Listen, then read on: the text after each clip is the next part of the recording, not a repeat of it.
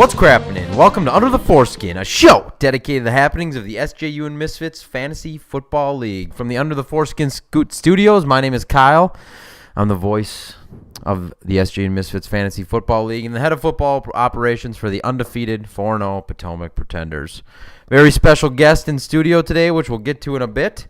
But first, let's run through what went down in Week 4, starting with the Crapstone Prairie Dogs taking on the Duluth Draft Dodgers. And the Prairie Dogs squeaked this one out, 104-86. Dunn is really puffing his chest. He made some big trades last week, which may have fucked the whole league, but at least he got good guys. Newcomers Marshawn Lynch, Scott Chandler, and Matt Schaub combined for 55 points, and that put him over the edge. The Dodgers had a big day out of their Matty Ryan to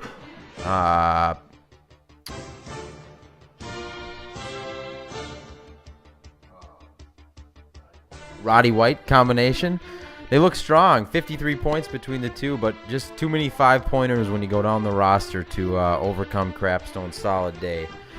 Next up, Sioux City Smugglers waxed, and I mean waxed, the Bakersfield Border Collies. Actually not the worst waxing of the week, but 139-91. The Border Collies came to play. Actually thought they got a lot of good games out of the guys and their team, but the Smugglers just too much firepower. Quarterback through tight end, here's their point totals. 27, 20, 17, 14, 18, 15 for the Sioux City Smugglers. Tough to deal with that. Andre Roberts, possibly the surprise of the season, 24 points. Has a lot of solid games for the Bakersfield Border Collies. Great pickup with minimal money remaining in the draft. Hollywood Hotties took on the Poland Sausage Wallets. And it was the waxing of the week. 160-101. Both teams in triple digits, but the Hollywood Hotties 70 points over their projection. High scores of the season for Jason Witten, Tom Brady, Michael Turner in the Niners defense. Not to mention Victor Cruz and Dwayne Bowe mixed in some big games. And the Sausage Wallets got to be wondering about Julio Jones. He's been a little quiet the last few weeks. Apparently he has a sliver or some sort of cut on his hand. We don't know. Even if he would have scored 30 points, it wouldn't have mattered. No one was taking down the Hotties with 160 this week. That's maybe in league high. I don't think anyone's ever been that high in 3 seasons. Gnawbone Butte Pirates took on the Flint Tropics and won this game, 85-71. Dinger, what is up? So much underperforming out of your team. Romo, 6 points. Kelvin, 5 points. Your running backs are decrepit. I think you need to make some moves. Why don't you head to the trading block and see what you can get for maybe one of those nice receivers. Flint Tropics, the Gnawbone Butte Pirates, 85 points. Alfred Morris, been solid week to week. You never know. Maybe Zach is just caressing Mike Shanahan, giving him a nice back rub and keeping Morris in there, because normally the Dark Lord of Fantasy Football will put Alfred on the bench for taking one step to the left incorrectly. Poughkeepsie Pandas took on the Waco Wrinkle Beast, 120-93. The Pandas won. Houston defense against the Jets scored 26 points for the Pandas. Funny enough, that was the 3rd highest defense of the week. AJ Green, certified stud this year, 18 more points to his docket. And Marcus Slowston, good thing he's tall, 22 points though. Very nice. Been looking for that out of Mr. Marcus this year. The Waco Wrinkle Beast, they didn't start Mark Ingram. Proud of you for that there, Stackley. But newly acquired Chris Johnson had a mess of yards, no touchdowns. And maybe Joel is just the right coach for Chris Johnson to get that line to block.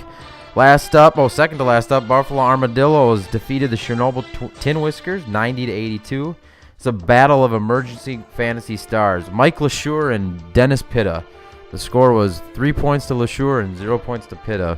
But the rest of the squad for the Armadillos was pretty strong, putting up 90 points. Last week, I ripped the Sausage Wallets for Bilal Palal and starting him against the Niners defense. While the Tin Whiskers went ahead and started Sean Green this week, which was not a smart play. I mean, actually he has no one on his bench, so it doesn't really matter. But last up, my Potomac Pretenders took on the Tallahassee Trouser Snake in the closest game of the week. The Potomac Pretenders won 95-92.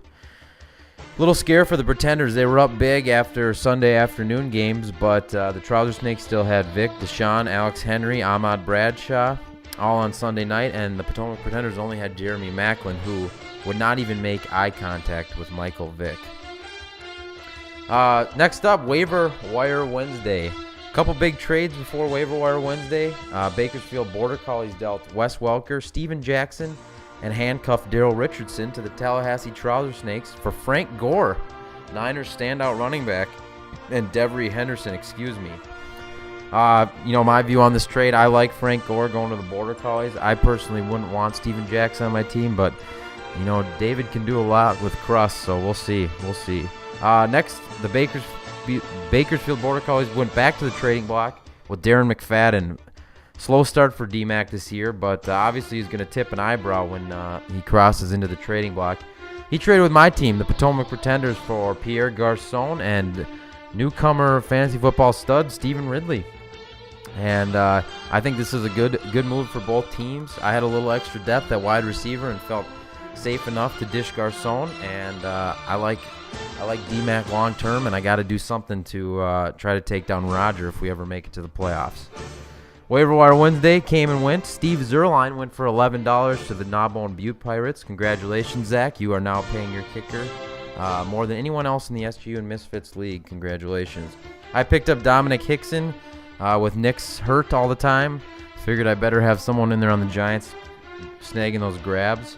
And Brian Hartline, 225 yards and a touchdown for the mighty Miami Dolphins.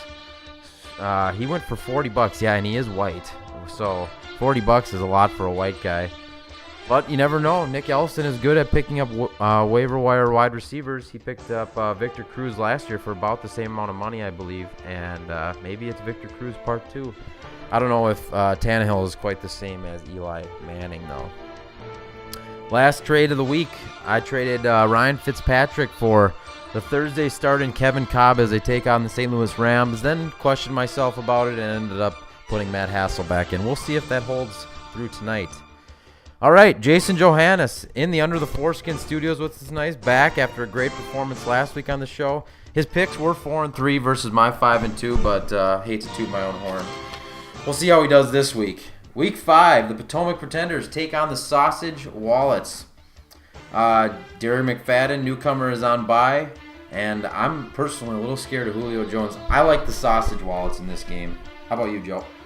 I also like the Sausage Wallets. I think Roddy had a pretty nice day last week, and you know how they like to flip-flop in Atlanta, so Julio's probably going to have a 30-point week.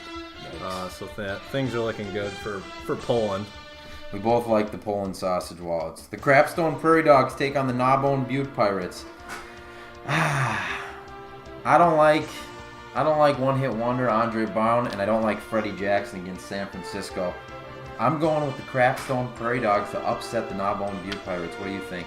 Yeah, I agree with you. I think the matchups for running back for the Butte Pirates is tough. I mean, Freddie and Spiller, like we were talking about earlier, probably not going to do a whole lot. Crapstone looks like they got a pretty good lineup on the field this week, so we'll go Crapstone. Yeah, and Zach's out there puffing his chest on Facebook about all his fantasy football success. I think it's going to come back to bite him in the ass. Your team, Bakersfield Border Collies, take on the Duluth Draft Dodgers. Tough spots for the Draft Dodgers, thin at running back, and with you and your new toy, Stephen Ridley, I think it's going to be a shootout, New England versus Denver, and I think Ridley's going to score some points for you. I like the Border Collies, maybe for the first time this year. Glad to hear it. I'm going to back my boys, and I'm going to go Border Collies as well. I don't like anything about Cedric Benson or Pierre Thomas, to be honest. And I think my newly acquired running backs have only had 6 this year, but hopefully this week can do something for me. The Hollywood Hotties take on the Juggernaut, the Sioux City Smugglers. Last week, Hotties would have won this game 160-139. I'm saying that's a mirage and not a trend. No holes in the Smugglers lineup. Even with, he's got somebody out on bye, I can't remember. I think the Smugglers are going to take this one handily. Call me crazy, but I'm going to go with the Hotties on this one. I think Kendall Hunter is prepped to have a pretty big day behind Frank Gore. I think together they're going to put up about 20 points apiece, so I'm going to go Hotties, mostly because I hate Rogers' team right now. There you go. That's fair. Next up, Poughkeepsie Pandas travel to Flint, Michigan to take on the Tropics. CJ Spiller, Yahoo has him projected for 8 points. Fuck projections. There's no way CJ Spiller is going to score 8 points against the San Francisco 49ers. And for Dinger, though, same crap at running back every week. He's got Jonathan Stewart, Darren Sproles, and Ben Tate and flexing this week. Make a move, Dinger. You got some beautiful wide receivers I'd love to see hit the trading block. I'm taking Pandas in this one. I think Flint Tropics are just too plain Jane. I agree with you. I mean, Stewart, Sproles, and Ben Tate, pretty much equal one running back, one premier running back. So, yeah, you're not doing too good there, Dinger. But I don't really like the C.J. Spiller play against San Francisco. Fred Jackson coming back. So, I don't know. This could be closer than I think. But Houston at the Jets, I think the Jets' offense is incredibly stagnant. And Tim Tebow could possibly come in and load that launcher and probably throw 3 or 4 picks. So Houston could be taking a couple to the woodshed here. So I'm going to go Pandas. I do rip projections all the time, but this game is projected 102-67. And not that that ever means anything, but that's a pretty widespread gap. And I think there's some truth to that. Buffalo Armadillos take on the Waco Wrinkle Beast. You know the Buffalo Armadillos? You look at their roster every week and you kind of go, oh, yeah, Ray Rice, he's pretty good, but everyone else is just kind of, and then they go ahead and they go out there and perform. They're 2-2 on the season after an 0-2 start. I think they're better than 2-2. And the real question for the Waco Wrinkle Beast, Chris Johnson, back, part of the Wrinkle Beast. He was back last week.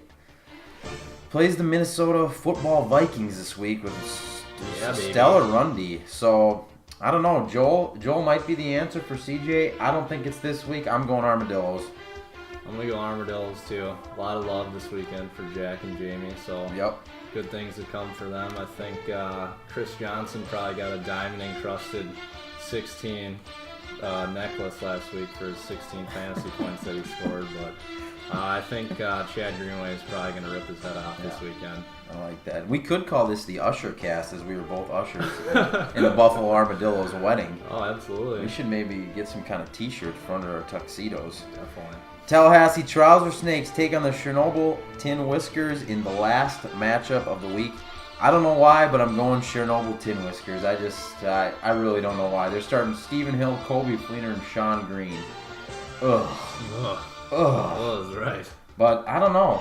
Steven Jackson, I don't trust. He's got AP. AP could blow up this week. Who knows? He sure looked good last week. It's going to be tough. I'm going Chernobyl.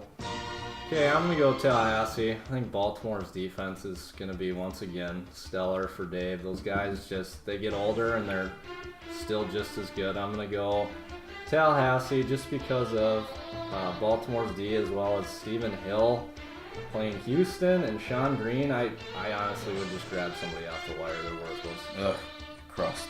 They're below crust. What do we call them today? Yeast. I call them yeast. Yuck. That's terrible. So with that, Under the Foreskin is wrapping up for week 4. Thanks for joining us. Follow us on Twitter at SJU and Misfits and on YouTube, SJU and Misfits. Until next week, take care.